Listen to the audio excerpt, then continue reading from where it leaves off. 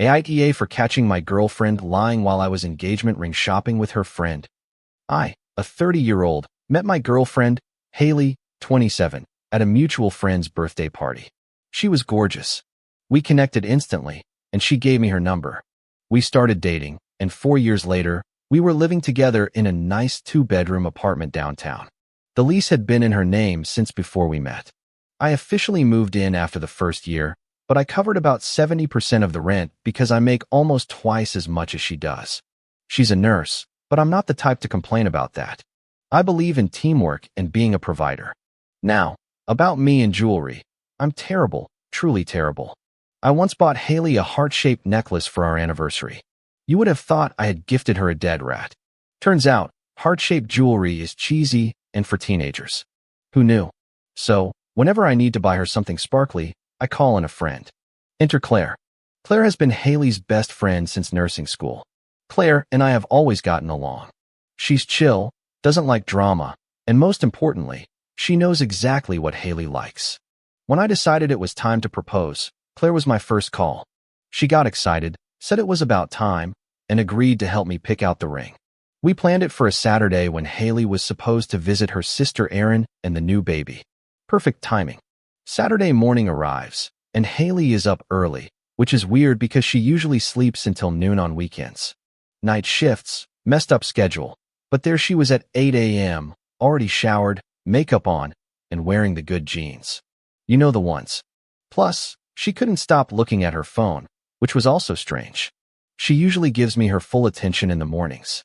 She tells me she's leaving early for errands because of the baby's feeding schedule, new mom stuff. She gives me a peck on the cheek and leaves. I text Claire, telling her the coast is clear. Claire shows up 20 minutes later with coffee and her iPad loaded with 47 Pinterest boards of engagement rings. She came prepared. We spent an hour looking at rings and finally narrowed it down to 3 options at Marino's, a reputable jewelry store on 5th Avenue. Claire suggests we go right over and get it done. Surprise Haley with the perfect ring. We pick out a stunning ring, a round cut with a platinum band, the kind that costs more than my first car. Claire says it's perfect, that Haley is going to cry when she sees it. I hand over my credit card, and just like that, I'm $10,000 poorer and almost a fiancé. Afterwards, we go to lunch to celebrate. On the way back to the car, Claire is carrying the bag with the ring box because she doesn't trust me not to lose it. Then it hits me that I should check what time Haley is coming back. I don't want her walking in while I'm hiding a $10,000 ring. I pull out my phone and text her, "Hey love, what time are you heading back? Thinking of ordering Thai for dinner." The reply comes in less than a minute. Gonna be late. I met up with Claire to do some shopping. Won't be back till 8 or 9. Order without me. I'll grab a bite with her. Love you. I stop walking. I read it again. Then I slowly turn to Claire, who is standing right next to me, very clearly not shopping with Haley, holding a bag with an engagement ring inside. Claire sees my face, takes the phone, and reads the message. The color drains from her face. She just stares at the screen as if it might change if she looks at it long enough. We're just standing there on 5th Avenue with lunch sitting heavy in my stomach. $10,000 in diamonds burning a hole in a shopping bag, trying to process what on earth is happening. Claire's face goes through about 6 different emotions before settling somewhere between confusion and rage. She is literally here. She's been with me all morning, and Haley just used her name as an alibi. I don't panic, but I also don't ignore red flags this big. Claire is already pulling out her phone to text Haley, and I grab her wrist. I tell her not to tip her off. Claire slowly lowers her phone, and I can see the pieces starting to click into place for her. She realizes this is bigger than a simple misunderstanding. Haley didn't make a mistake. Haley lied and deliberately used her best friend as a cover. I look at the shopping bag Claire is holding. $10,000 for a woman who is lying to me at this very moment about where she is and who she's with. We get into my car and just sit in silence for a moment. Claire is really upset. I can tell. She's gripping her phone like she wants to throw it. She asks me where I think Haley really is. Good question. I open Find My Friends. Haley and I have shared our locations for years because she used to worry about me coming home late from construction sites. I open the app. Haley's location, Riverside Luxury Apartments. Not her sister's house in the suburbs. Not a shopping mall. Nowhere near where Claire lives. Riverside. I know exactly one person who lives in Riverside. Her ex-boyfriend. Tyler. Tyler, the paramedic. Tyler, who she dated for 2 years before me. Tyler, who she told me was completely out of her life and she didn't talk to anymore. Claire leans over to see the screen and lets out a gasp, her face a mixture of shock and fury. Tyler? Are you kidding me, Tyler? I just stare at that little blue dot, and something inside me goes completely cold. Claire starts ranting, saying she can't believe it. Haley is her best friend. How could she do this to her? Then she stops mid-sentence and looks at me with an expression that's half horror, half guilt. She looks at the ring. Then she looks at me. I just spent $10,000. She knows it. I know she knows it. We just sit there. That stupid velvet box inside its stupid shopping bag representing a future that apparently doesn't exist. I start the car and tell her I'll take her home. Then I'm going to figure out what my girlfriend has been doing. Claire shakes her head and says she's not going home. She's going to help me. I try to protest, but she cuts me off. Haley used her name, dragged her into this, and then she pauses, looks away, and says, "You don't deserve this. You're a good guy." We drive to my place in silence. When we get to my apartment, Claire makes coffee like she owns the place. I realize she's been here countless times over the years. She sets my coffee in front of me and sits on the other side of the kitchen table. She tells me it's okay when I try to say she doesn't have to do this. I just bought her best friend a $10,000 ring, and she's at her ex's apartment lying about it. Claire is already involved. Right. I open the app again to check the location. Haley is still at Riverside. She's been there for 2 hours now. Claire says Haley used to complain that I was too calm, that it seemed to bother her that nothing got to me. She mentions Haley would say I was perfect on paper, but distant, cold. Claire pauses, looking uncomfortable, then admits she never saw it that way. She always just thought I was stable. I let that hang in the air for a second, then change the subject. I ask if she knew anything. She must see it on my face because she immediately clarifies that she didn't. She knew nothing about Tyler. She swears if she had known Haley was having an inappropriate relationship, she would have told me right away. The other stuff was just girl talk, relationship stuff. She thought it was normal. I believe her. Claire isn't the type to cover for something like this. She's too blunt for that. Then, something occurs to me. Haley never logs out of anything. Claire leaves after an hour. She says she needs time to process everything and will be in touch tomorrow. I tell her to take care. She gives me a hug at the door and leaves. I sit for another 20 minutes, just staring at my laptop. Haley's MacBook is at the hospital in her locker. She takes it on night shifts, but her iPad is charging in the bedroom. She has everything synced across devices because she's paranoid about losing photos. I grab the iPad, no passcode because we trust each other. Ironic. 15 minutes later, I'm on the couch, scrolling through Haley's messages, her emails, her social media DMs. Most of the messages are clean until I find the Instagram DMs. A separate chat with Tyler that Haley was smart enough to mute. Plans, pictures, messages going back 6 months. Tyler asks if Saturday works for her, same time. Haley confirms, saying, "I'll be out all day ring shopping with Claire," followed by laughing crying emojis. Tyler says, "Poor guy." Haley replies that she feels bad, but he's the one she can't stop thinking about. Tyler tells her to just leave me. Haley says it's not that simple. I pay most of the rent. She needs to save up first. I keep reading. Pictures of Haley in lingerie I've never seen. For your eyes only, with a kiss emoji. More plans. Tell him you're working late. Say you're with Claire. And then the gut punch. I love you. She has never said that to me. She said it to Tyler. There's more. Tyler sends her apartment listings. Haley says she can't afford any on her own. Tyler suggests she move in with him. Haley says not yet, that I would lose my mind if I found out before she was ready to leave, that she needs to be strategic, that she's building her exit fund. An exit fund built with the extra rent money I have been paying so she could save for her future. Our future, I thought. Turns out she meant her future with Tyler. I screenshot everything, airdrop it to my phone, and delete the history. I close the laptop and look at the shopping bag with the ring still on the coffee table. $10,000, 6 months of lies, for years of a relationship that apparently meant nothing. The old me would have confronted her immediately, called her out, demanded an explanation, and probably ended up in a 3-hour argument where she somehow made me feel like the bad guy for snooping. I am going to make Haley regret every single thing she has done. I am about to propose to this girl. She has no idea. I do. That's leverage. That's power. I remember Haley's birthday is in a week, the big party at Marco's. Everyone is going to be there. For the next week, I am the perfect boyfriend, attentive, loving, asking about her day, bringing home her favorite takeout. She thinks she's getting away with it. She keeps sneaking off to Tyler's apartment. She keeps using Claire's name as an alibi. She keeps lying through her teeth. I let her every time. Claire and I are texting constantly. She's gathering intel, keeping track of Haley's lies, helping me plan everything. Sometimes the texts are about the plan, sometimes we just talk. She's funny when she's not in Haley's shadow. She makes jokes about her terrible app dates. She sends me memes about construction jobs. She asks for my opinion on the apartment renovations she's planning. One night, she texts me saying how crazy this all is, that we have known each other for 4 years, and she feels like she's only just getting to know me now. I text back that Haley's birthday party is in a few days. After that, she probably won't want to talk to me ever again. She asks why I think that. I tell her, because what I'm about to do is pretty brutal. 3 dots appear, then disappear. They reappear. Her response is simple. Good. Haley deserves brutal. Meanwhile, I handle the logistics quietly. New 1-bedroom apartment downtown signed. Nicer than the current one. First and last month's rent paid.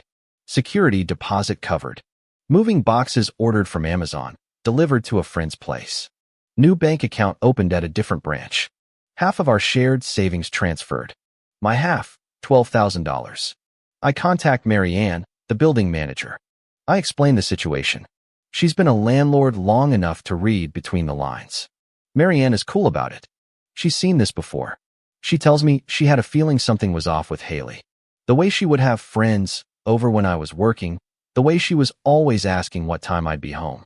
Mary Ann says she'll let me finish moving out quietly. She won't say anything to Haley until after I'm gone. She says she has a daughter my age and would want someone to help her out if she were in my shoes. Over the week, I move my things out of the apartment while Haley is at work. Clothes, books, tools, everything that matters. My nice watches, the signed hockey jersey my dad gave me, my grandfather's tools from the garage, the Xbox and all my games, my weight set from the spare bedroom. The entire 6-foot-tall bookshelf that dominated the living room wall disappeared one day. Gone like it was never there. By the time her birthday rolls around, the apartment is 60% her stuff and 40% air. Haley doesn't notice. She's too busy texting Tyler. I watch her do it over dinner one night. Phone face down on the table, but lighting up every few minutes. She doesn't even bother to hide the smile. Haley's birthday party is at Marco's, a fancy Italian restaurant her cousin manages. Private room, exposed brick, Edison bulbs, the whole modern aesthetic. She's been planning it for months. She picked out her outfit weeks ago, a tight black dress that probably cost more than her share of this month's rent. I arrive at 7 p.m. sharp in the suit she loves, the ring box in my inside pocket. Haley sees me and lights up. She introduces me to everyone as her boyfriend, not her fiancé. It was never going to be fiancé. I greet everyone, shake hands, hug her mom, who I actually like. I chat with her sister Erin, who I have helped move twice, and I say hello to Tyler, who is standing awkwardly in a corner. He should be. Tyler tries to avoid me, but I walk right up to him, shake his hand, and ask him how work's been. He looks like he's about to have a stroke. He mumbles something about being busy. I ask if he's still a paramedic at the same place as Haley. He nods. I say it must be convenient, being able to coordinate schedules and all. The color drains from his face. He excuses himself to get a drink. Claire catches my eye from across the room. She's wearing a dark blue dress, hair down, looking very pretty. She gives me a small nod. It's time. Dinner happens. Good food. Lots of laughs. Haley is in her element, soaking up the attention. Around 8:30, the toasts begin. Her sister starts with childhood memories. Her cousin follows with some story from nursing school. Then Claire gets up and says she would like to say something, but she thinks I should go first, that I have been planning something special. Haley's eyes go wide. She looks at me with hope, excitement, with the possibility that maybe, just maybe, I'm about to propose right here in front of everyone. I stand up and pull out the ring box. The real one. Velvet, expensive, unmistakable. The room goes quiet. Haley starts crying before I even say anything. Happy tears. Her mom puts her hands over her mouth. This is the moment she's been waiting for. I open the box. The ring catches the light. It's brilliant, beautiful, and worth more than most people's cars. I start talking. I say it cost me $10,000. Haley nods, smiling through her tears. I mention that I bought it last week, with Claire's help.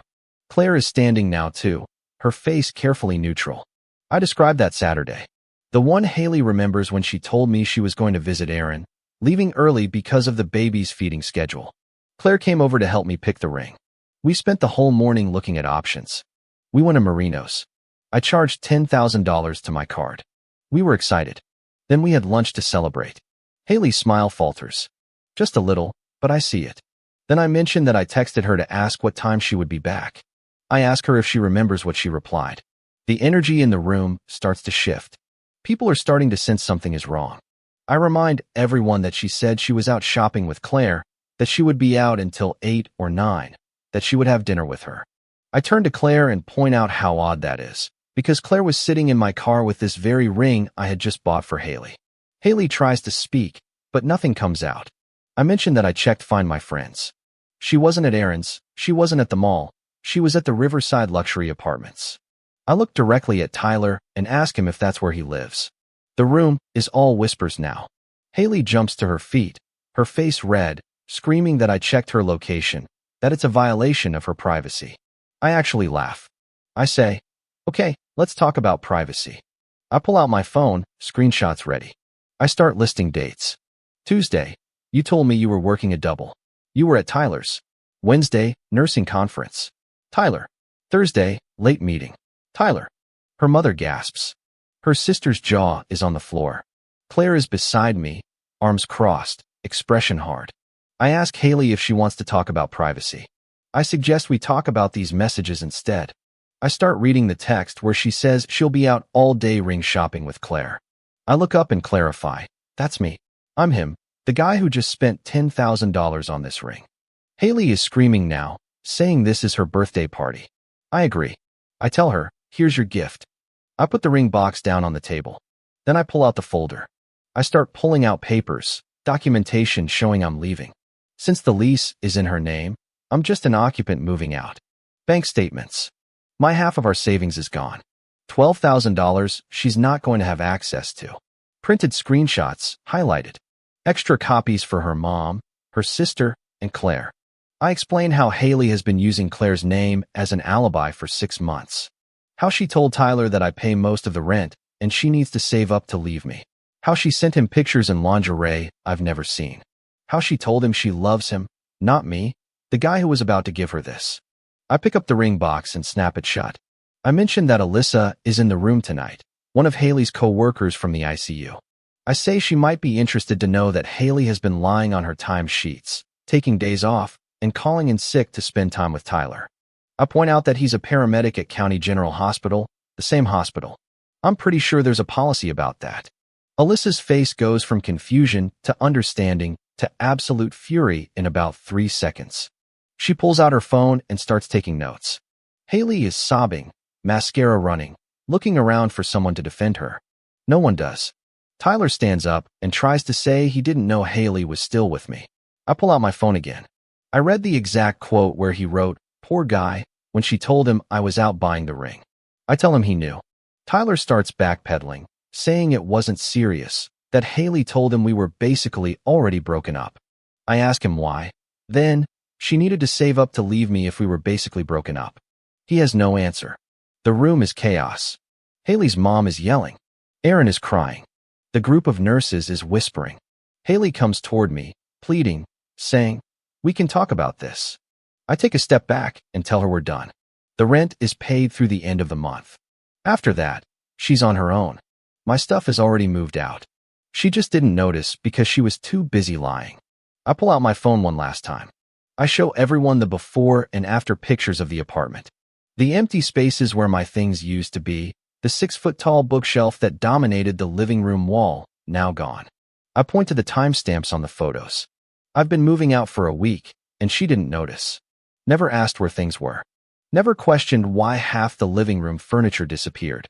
Someone in the crowd says, "Holy cow," loud enough for everyone to hear. She screams, asking where I'm going to go. I tell her that's not her business. I turn to leave. Claire follows me immediately. So does Erin. Erin is crying, apologizing, saying she had no idea. I tell her I know. It's not her fault. Her sister is a liar. She asks if she can keep my number.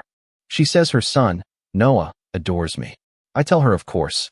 Erin tells me Haley asked her a week ago to watch the baby so she could surprise me at work with lunch. Erin agreed. Haley never came to get Noah. Erin called her, and Haley said something came up. Now Erin knows what came up. She's been an unwitting accomplice, and she is furious about it. We walk out together. Behind us, the party is falling apart. Shouting, crying, chaos. Claire walks me to my car. In the parking lot, she hugs me tight. She asks if I'm okay. I tell her I am. I ask if she is. She pulls back, looks at me, and says she just watched her best friend get exactly what she deserved. She's incredible. We're standing very close. Her eyes are searching for something in mine. I thank her for having my back. She says it again, always, this time softer. Erin comes up to us and asks if we're going to grab a drink. Claire looks at me, then says, maybe just the two of us need to debrief. Erin gets it and says she has to get back to the baby anyway. We say goodbye to Erin. Claire's hand is still resting on my arm. I ask her if she wants to come back to my place. She nods. We drive separately. The whole way, I'm thinking about that look in her eyes, about how she's been there for me through this whole thing, about the way she would look at me when she thought I wasn't paying attention. A year later, I'm standing in my apartment, the nice one I moved into after the nuclear explosion that was Haley's birthday. And Claire is asleep in my bed, wearing one of my t-shirts. We've been officially together for 8 months. It took us 4 months after the party to actually start dating. Neither of us wanted to rush, and honestly, we both needed time to process the train wreck that was Haley. Claire is different from her. She's direct, no games. When she's upset, she tells me. When she's happy, I know it. No coded messages. No using her friends as an alibi to see her ex. The bar was on the floor, but she soared miles over it. I proposed 3 weeks ago. Nothing dramatic. I took her to an overlook she loves. I got down on one knee and asked her to marry me. She said yes before I finished the question. The ring cost less than Haley's. Claire picked it out herself. She said she didn't need me to spend $10,000 to prove I loved her. She told me to save it for the honeymoon. That's when I knew I got it right this time. The engagement party is at Cole's house. Cole is my buddy from work. He has a house in the suburbs with a huge backyard. A much better venue than some pretentious restaurant where your ex might cause a scene. We invited about 40 people. Claire's nurse friends, my crew from work, Erin and Noah, some cousins. Laid-back vibe, good food, good drinks. Claire's mom flew in from Arizona. She likes me, which is a nice change from meeting a girlfriend's parents and feeling like you're being interviewed for a job you're not qualified for. Her dad passed away when she was in college, so her mom is especially protective. She told me over dinner last week that I'd better not screw this up. I promised her I wouldn't. The party is in full swing by 6 p.m. Cole is at the grill. Claire is showing off her ring. Everyone's having a good time. I'm by the cooler grabbing another soda when I see her. Haley, walking up the driveway like she was invited. She wasn't. She's wearing white, a white dress to someone else's engagement. The audacity is almost impressive, almost admirable, if it weren't so pathetic. I watch her scan the yard, locate Claire, and her face does this thing. Half scorn, half wounded puppy. It's the same look she had at her birthday party right before it all went to hell. Claire hasn't seen her yet. She's laughing with some co-workers, her hand on my arm, the ring catching the sunlight. She looks happy. Genuinely happy. The kind of happy Haley used to fake for pictures. Cole sees Haley at the same time I do. He walks over and lowers his voice. You want me to handle this? I tell him, not yet. Let's see what she does. Haley weaves through the crowd like she owns the place. A few people recognize her, and the energy shifts. Conversations stall. People start watching. She's lost weight since the birthday party. Not in a healthy way. She has dark circles under her eyes that her makeup doesn't quite hide. Her hair is shorter. She looks tired, like someone who has been facing consequences. I heard through Erin that Haley was put on administrative review at the hospital after Alyssa reported everything to her supervisor. The timesheet fraud was just the beginning. When HR started digging, they found she was clocking in for shifts and then disappearing for hours. Security cameras showed her leaving the building and coming back smelling like Tyler's cologne.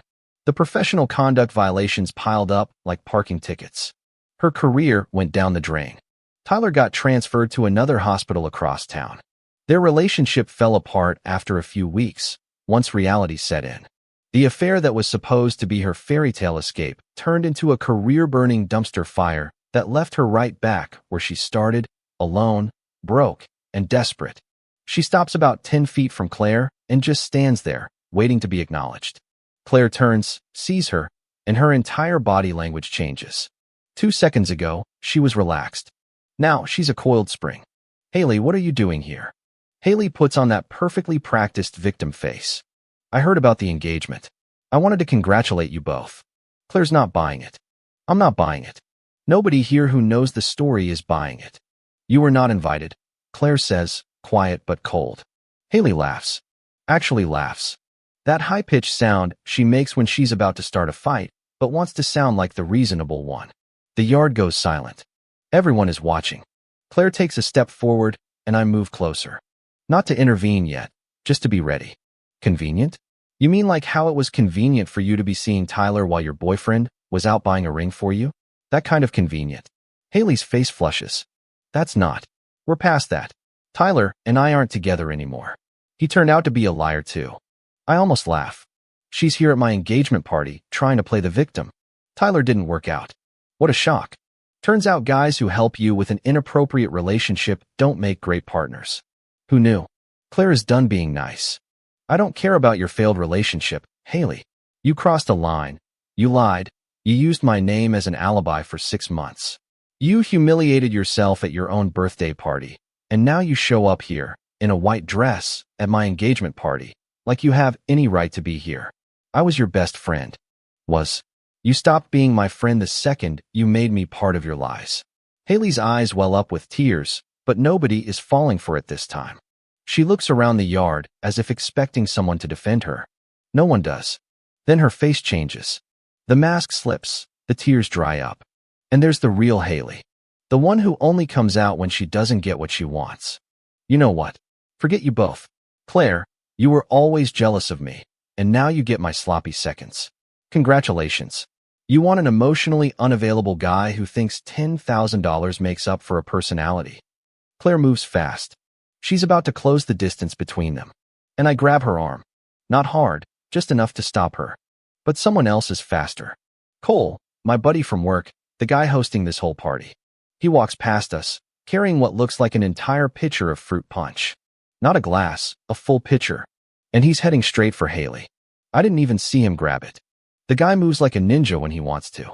Haley is mid-sentence, still ranting about how Claire was always jealous when Cole just appears beside her. "Hey, Haley," Cole says, super casual.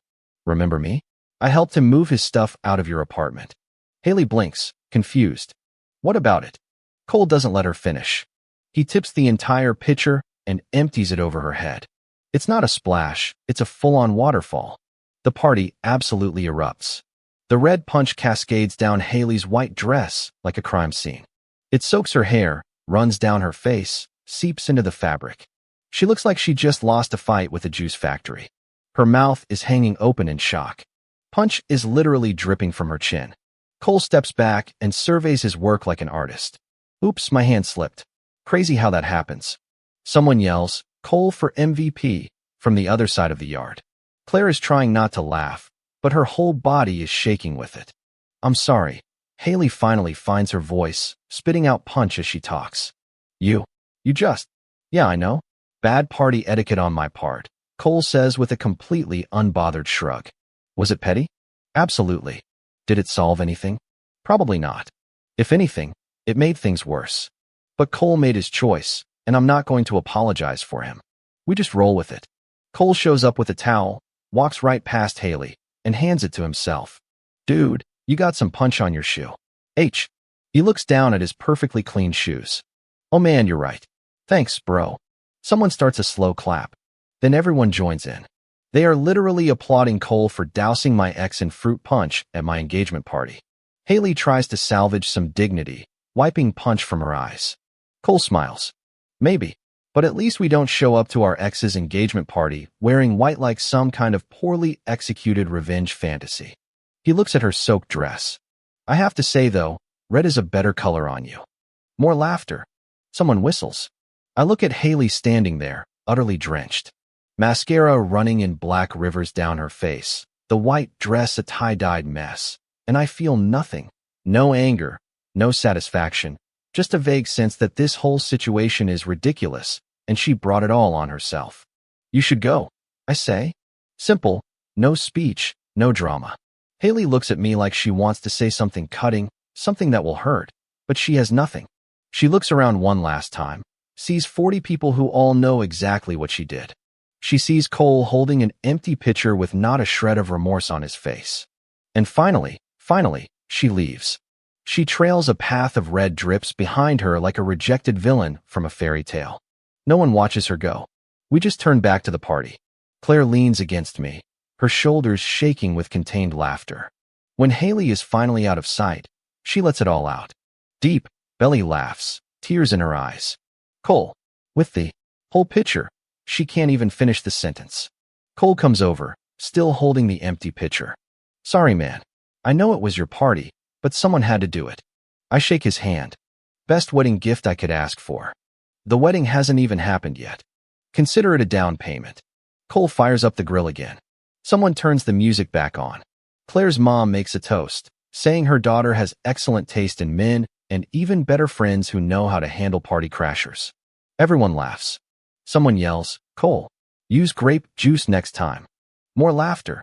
Cole takes a bow. An hour later, the party is back in full swing, as if Haley was never there, because honestly, she's not worth the energy. Claire and I are sitting on Cole's porch steps, watching the sun go down. She rests her head on my shoulder and asks if I'm sure I want to marry into this chaotic group of friends. I look at Cole clearing cups, at Aaron chasing Noah around the yard, at Claire's mom talking with Cole's wife, at all these people who showed up for us, who had our backs. I tell her I've never been more sure of anything. She kisses me, and the ring on her finger catches the last of the sunlight. Same ring finger, different woman, different life.